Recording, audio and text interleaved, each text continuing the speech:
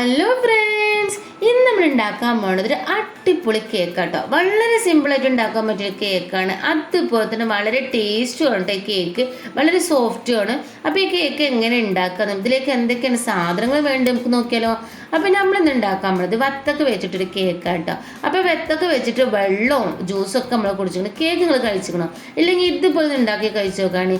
അപ്പോൾ ആദ്യം നമ്മളൊരു മിക്സിൻ്റെ ജാർ എടുത്തിക്കണം. ഇനി ഇതിലേക്ക് നമുക്ക് 300 ഗ്രാം മൈദയാണ് വേണ്ടത്.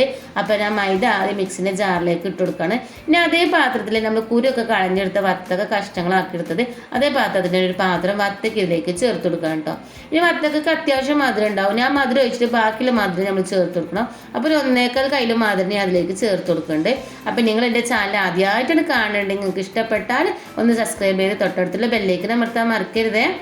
ഇനി നമുക്കതിലേക്ക് വേണ്ടത് ഒരു 5 തുള്ളി വെനില എസൻസ് ആണ്. അതുപോലെ തന്നെ 1/2 ടീസ്പൂൺ ബേക്കിംഗ് സോഡയും വേണം കേട്ടോ. ഞാൻ ചേർത്ത് കൊടുത്തിട്ട് നമുക്ക് നല്ലതുപോലെ ഇതൊന്ന് ആദ്യം അടിച്ചെടുക്കണം. നല്ലൊന്നും തരില്ലാതെ അടിച്ചെടുക്കുക. ഇനി ഇതൊരു പാത്രത്തിലേക്ക് നമുക്കൊന്ന് ഒഴിച്ചു കൊടുക്കാം കേട്ടോ. അപ്പോൾ ഇതുപോലെ തന്നെ നല്ല ടൈറ്റില്ല, നല്ല ലൂസ് അല്ലാത്ത രൂപത്തിൽ നമുക്ക് ഇതുപോലെ തന്നെ കിട്ടണം. ഇനി നമുക്കിതിലേക്ക് വേണ്ടത് കുറച്ച് ഫുഡ് കളറാണ്. അപ്പോൾ ഞങ്ങൾ വീട്ടിലൊക്കെ ഉണ്ടാക്കുമ്പോൾ കുട്ടികൾക്കൊക്കെ ഉണ്ടാക്കി കൊടുക്കുമ്പോൾ ഫുഡ് കളർ ചേർത്ത് കൊടുക്കണം. നമ്മൾ കാണാനൊരു ഭംഗിക്ക് വേണ്ടി മാത്രമാണ് ഫുഡ് കളർ ചേർത്ത് കൊടുക്കണം കേട്ടോ. ഇനി നല്ലപോലെ ഒന്ന് ഇളക്കി കൊടുക്കുക. ഇനി ഇതിലേക്ക് വേണ്ടത് നമുക്ക് എനോ പൗഡറാണ്. എനോ പൗഡർ എന്ന് അറിയാത്തവർക്ക് പറഞ്ഞു തരാണ്. സാധാരണ സ്റ്റേഷനറി പീടിലൊക്കെ ഉണ്ടാവും എനോ പൗഡർ, ഇല്ലെങ്കിൽ എന്തായാലും മെഡിക്കൽ സ്റ്റോർ ഉണ്ടാവും. ആദ്യമൊക്കെ നമുക്ക് ക്ഷീണത്തിനൊക്കെ ഇങ്ങനെ കലക്കി കുടിച്ചതിന് ഒരു വെള്ളമാണ് ഇട്ട ഒരു പൊടിയാണിത്.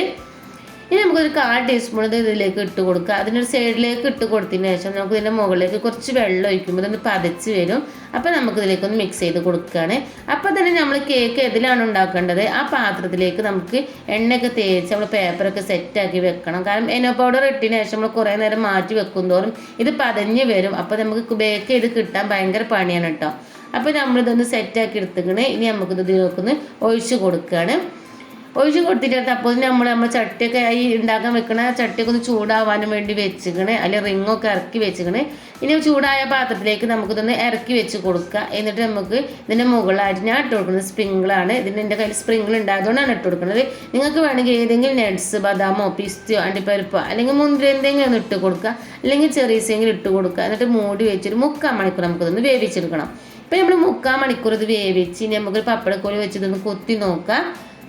കുത്തി നോക്കിയിട്ട് അതിന്മേ അത് പിന്നെ ഇല്ലാന്നുണ്ടെങ്കിൽ നല്ലോണം ബേക്കായി നടത്തുക. ഓരോരുത്തരുടെ തീനനുസരിച്ചാണ് കേട്ടോ. ഇനി നമുക്ക് ഒന്ന് ചൂടാറിന് ശേഷം ഇത് ആ പാത്രത്തിൽ നിന്ന് ഇട്ട് കൊടുക്കുക. അപ്പോൾ നമ്മൾ പേപ്പർ ചുറ്റോട്ട് വെച്ചതുകൊണ്ട് തന്നെ നമ്മളെ പേപ്പർ ഇതേപോലെ ഒന്ന് പൊന്നിച്ച് കൊടുക്കണമെങ്കിൽ പെട്ടെന്ന് നമുക്ക് കേക്കായി നിന്ന് കിട്ടും കേട്ടോ. ഇനി നമുക്ക് ചുറ്റോടുള്ള പേപ്പറൊക്കെ ഒന്ന് മാറ്റണം. നല്ല ടേസ്റ്റിലൊരു കേക്കാണ്, വളരെ ടേസ്റ്റിലൊരു കേക്കുമാണ്. കാണാനൊക്കെ നല്ല ഭംഗിയാണ്, അതുപോലെ കഴിക്കാൻ ഭയങ്കര ടേസ്റ്റാണ്. അതൊക്കെ വരുമ്പോൾ സർപ്രൈസ് ആയിട്ടൊക്കെ ഉണ്ടാക്കി കൊടുക്കാൻ പറ്റുക നല്ലൊരു ഐറ്റം തന്നെയാണ് കേട്ടോ. അപ്പോൾ എല്ലാവരും ഉണ്ടാക്കി നോക്കാൻ. എന്നിട്ട് നിങ്ങൾക്ക് ഇഷ്ടപ്പെട്ടാൽ ലൈക്ക് ചെയ്യാനും ഷെയർ ചെയ്യാനും മറക്കരുത്. അതുപോലെ തന്നെ ഇന്നൊന്ന് സപ്പോർട്ട് ചെയ്യാനും മറക്കരുത്. അപ്പോൾ ഇതുപോലത്തെ സിമ്പിളായിട്ടുള്ള റെസിപ്പി ആയിട്ട് ഇനിയേ വരട്ടോ.